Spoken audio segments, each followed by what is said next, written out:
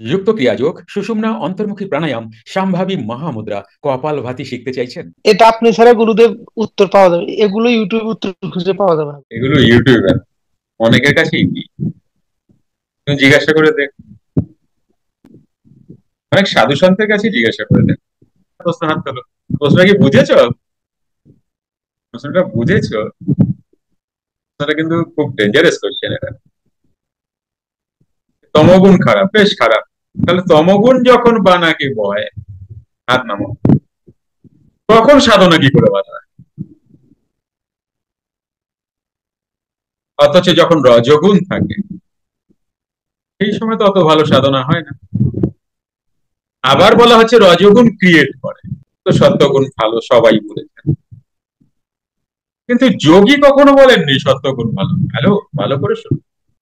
যোগী বারবার ত্রিগুণের অতীতে যাও,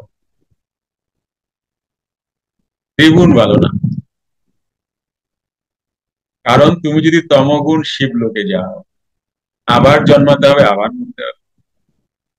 তুমি রজগুণ যদি ব্রহ্মা লোকে যাও, তাহলে আবার জন্মাতে হবে, আবার মরতে হবে।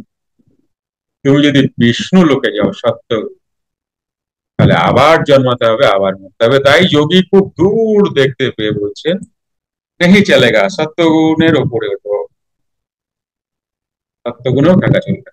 কারণ সত্যগুণে থাকলে তোমার জন্ম মৃত্যুর কবলে আবার পড়বে।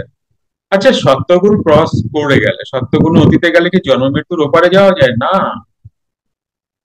কোনো চান্স থাকে আবার জন্ম, ততক্ষণ তুমি স্থিতিপ্রাপ্ত না। কোথায়? কুটস্থে। কালকেই তো গীতা কথায় বলছিলাম, এই কুটস্থ অব্দি তোমার যতটা টাইম লেগেছে আসতে, যতটা তুমি শ্রম দিয়েছো, যতটা তুমি লড়াই করেছো,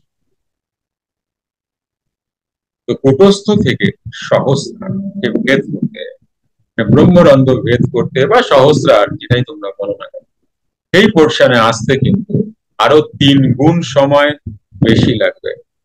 কিন্তু এখানে একটা মজা আছে। মজাটাই এখানে কিন্তু, আজকে যেমন লড়াই করতে তোমার কষ্ট হয়, পা টন টন করে, ফ্যামিলির প্রবলেম থাকে, খেতে দাও, নয় খাবো এখন, নয় অফিস যাবো, কত ডাক খোঁজ করে মানুষ।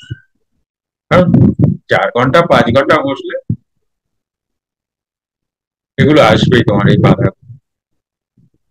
বিয়ে বাড়ি করে যাবে, না গেলেই নয়, সম্মানের ব্যাপার। অথচ রাতেই তোমার সাধনা। তো এটা যখন তুমি কুটস্থ অব্দি, যদি তোমার যা কষ্ট আর যা লড়াই তুমি দেবে, কুটস্থ থেকে ওপারে যেতে লড়াই তো তুমি দেবে, কিন্তু কষ্ট হবে। লড়াই তো অবশ্যই দিবে, কিন্তু কষ্ট হবে। স্মুথ বেরিয়ে যাবে তুমি। কারণ কেন জানো? এখন তুমি ভেবে দেখো, তোমার আমার মন কেমন, এটা কি, ওটা কি, সেটা কি, এটা কি এইভাবে করলে হয়, ওটা কি ওইভাবে করলে হয়, সেটা কি এইভাবে করলে হয়, কোনটা বড়, কোনটা করব, কোনটা ভালো, শিবকে ভজনা করবো না কৃষ্ণকে না কালীকে, কাকে করবো? প্রস্তর ওপারে গেলে তো কেউই নেই না। ওই সময় তোমার কি আসছে? এই সময় তোমার অনেক ব্যারিকেড থাকছে।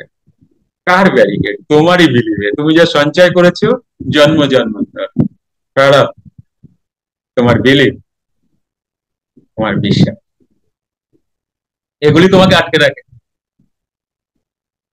এবার তুমি যখন কুটস্থে যাচ্ছ, ভালো করে বোঝো জায়গাগুলো, জেনে রাখো, আজ নয় কাল তো যেতেই হবে, সবারই যেতে হবে। এখানে এমন কেউ নেই যে সে বলতে ইনারে ভাবতে পারে, আমি তো গরিব মানুষ, আমি তো বেশি সাধনা জানি না, আমি তো গরিব, আমি বোধহয় যাব, আমার দ্বারা বোধহয় হবে না। এসব কথাবার্তা তুমি রাখো তোমার কাছে, আমার কথা শোনো, আজ নয় কাল তোমায় যেতেই হবে।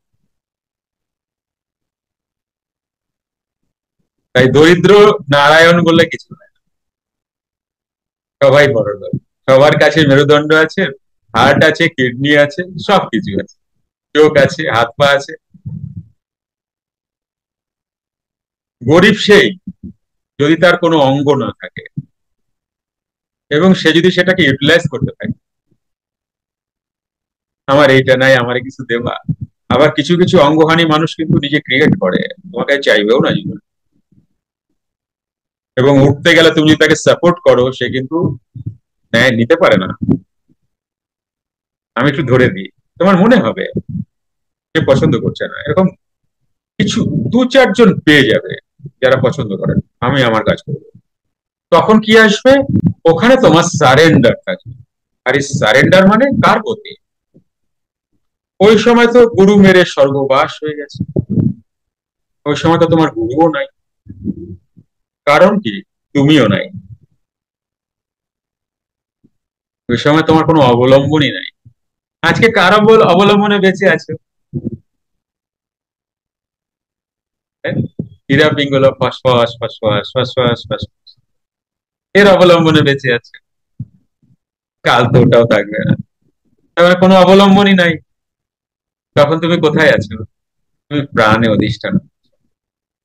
কুটস্থ তো অবশ্যই এরও ওপরে। কুটস্থ অব্দি গুরুর সাথে দেখা সাক্ষাৎ হয়, গুরু ভগবান বা ধরে নাও দেবতা, এনাদের সাথে দেখা। কিন্তু কুটস্থর ওপারে গেলে তো কেউ নেই। কেউ কেন নেই? কারণ তুমি যাকে দেখো তোমার মন সেই ধরে। তাহলে তখন তোমার গুরুকে, তখন তুমি কে?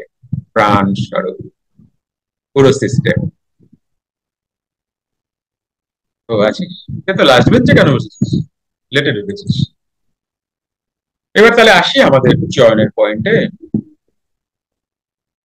যে তমগুণ যদি এতই খারাপ হয় আর সে বান আগে বয়, তাহলে ওই সময় শ্বাস প্রাণায়াম করতে এত তৃপ্ত কেন হয় মানুষ? তুমিও করে দেখো, তুমিও তৃপ্ত হবে। এখানে একটা বোঝার বিষয় আছে। তুমি জানবে ভগবানের সৃষ্ট, ভগবানের সৃষ্টি যা আছে, ভগবান বলতে প্রাণো হি ভগবান, প্রাণ। আবার কোনো মূর্তি নিও না। কেমন? এখানেই ভুল হয়ে যায়। ভগবানের যা সৃষ্টি, একটা জিনিস আমাকে দেখাও খারাপ, কে দেখাতে পারো হাত তুলে? এটা খারাপ। তুমি যেটাই বলবে আমি তার পজিটিভিটি তোমাকে বলে দিতে পারবো। তুমি বলছে এটা খারাপ, মনে মনে ভাবছো কিন্তু অনেকে ডিপ্রেশন তো খারাপ, অ্যাংজাইটি তো খারাপ, এগুলি কেন আমাদের আসে? এগুলো এসেই যাবে তোমার মনে। কিন্তু তুমি যাই বলো না কেন, আমি এর গুড সাইডও দেখে দিতে পারি। রাগ খারাপ, ধাপার মাঠের পচা গন্ধ খারাপ, শেষ অব্দি সব বাইরের থেকে দেখে বলে দিলে খারাপ, লাস্টে বললে মৃত্যু খারাপ, তাই না? তুমি যতই যা খারাপ এনে আমার সামনে দাও, আমি সেটাকে পজিটিভেই নিয়ে চলে আসবো। এবং তুমি যদি বুঝতে চাও, বুঝতে পারবে যে না, এটা করতে পারলে আমার কিছু করার নেই, আমি বুঝবো না, আমি যা বুঝতে আছি সেটা ঠিক, তাহলে আমার কিছু করার নেই। তুমি তোমার সময়ে বুঝো, তুমি তোমার সময়ই বুঝো, এখন সময় হয়। তাহলে ব্যাপারটা হচ্ছে যে এখানে সব জিনিসেরই তম রজ সত্য, সব, এটা তো খারাপ, মানে স্পেশালি তম রজ খারাপ, খারাপ কিছু সবকটাই তোমাকে সাপোর্ট করছে। যদি তুমি তোমার তম খারাপ, তোমার দুর্বলতা, এটাকে তুমি যদি সবলতায় নিয়ে চলে আসো, আর তখনই সাধনা তোমার ভালো হয়। বানাকে যখন যায় শ্বাস, তখনই তোমার সাধনা ভালো হয়। গীতাতে একটা কথা তোমরা দেখবে, কখনো তোমার দেহে তম রজর কম্বিনেশনে চলে, কখনো পুরো তমই প্রভাব থাকে, কখনো তম রজ কম্বিনেশনে চলে। গীতা খুলে দেখি,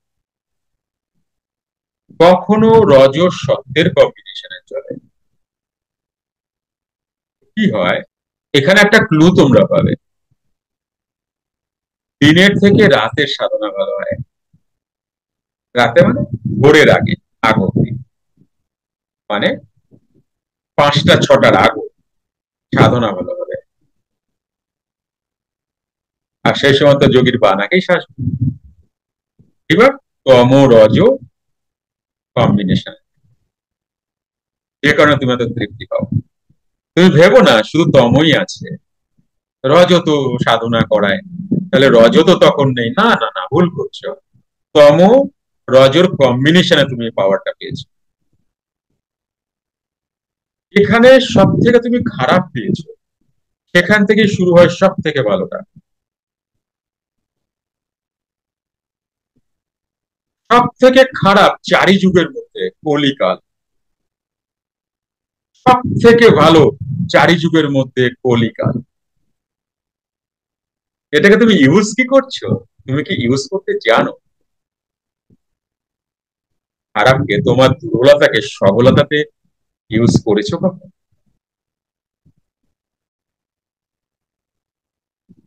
এটা জানবে, যেটা তোমার দুর্বলতা ওটাই তোমার পাওয়ার, ওটাকে এনক্যাশ করো। বোঝা যাচ্ছে আমার কথা? খুব ডিপ কোশ্চেন করেছিস, ভালো কোশ্চেন, আমার পছন্দ হয়েছে কোশ্চেন, ভালো, আমার পছন্দ হয়েছে। এগুলি লাগবে তোমার সামনে। তোমার কিছু সংস্কৃত অত বুঝে লাভ নাই, এক্ষুনি একটা সংস্কৃত শ্লোক আসবে, এগুলো বুঝে তুমি কি করবে? প্রশ্নতেই বোঝা যায় তার অভিরুচি কি, তার ইন্টেনশন কোন স্থিতিতে, কোন স্তরে আছে। প্রশ্ন যখন বাইরে বাইরে চলে, অনেক কিছু জানার থাকে কি বাইরে, তখন দেরি হবে, লেট হচ্ছে, মানে আরো জন্মাতে হবে। যার প্রশ্ন শুরু হয় শুধু ভেতরকারী কথা, তার ফুরিয়ে এসছে, বুঝতে পেরেছি, আর তার বাইরে কোনো প্রয়োজন, বাইরে কি প্রয়োজন আছে? হ্যাঁ, গীতার কিছু শ্লোক তার প্রয়োজন হতে পারে, কারণ তার সাধন পথে ওটা উত্তরমালা, অ্যান্সার দেবে যে তুমি এটা দেখছো তো কি দেখছো, এটা এইভাবে আসছে তো কি, কেন এটা আসছে, এটা কেন হচ্ছে। কারণ গুরু দেহতে নেই, কে বলে দেবে তুমি? গীতা বলবে, কোরআন পুরুষ বলবে, যারা ইনারে এসে গেছে একদম নিজের সঙ্গে। আর আমার দরকার নেই রামের মাসি নাম কি, সীতার পিসির নাম। তো এই জায়গায় তাড়াতাড়ি আসার চেষ্টা করো। বাবা বলছেন তুমি চাইলে এই জীবনেই মুক্ত হতে পারো। তাহলে কিভাবে মুক্ত হবে? বাইরে বাইরে ঘুরলে তা তো হবে না, নিজের দিকে আসো, তাহলে তাড়াতাড়ি তো দিন ফুরিয়ে যাবে। যুক্ত ক্রিয়াযোগ, সুষুম্না অন্তর্মুখী প্রাণায়াম, সামভাবী মহামুদ্রা, কপালভাতি শিখতে চাইছেন? প্রতি সপ্তাহে মঙ্গল, বুধ ও বৃহস্পতিবার রাত 8টা থেকে 9টা অবধি জুম অনলাইনে নিজের বাড়ি বসেই শিখতে পারবেন। যোগাযোগ জ্ঞানী গুরু কমিউনিটি, ফোন নাম্বার 9903680146।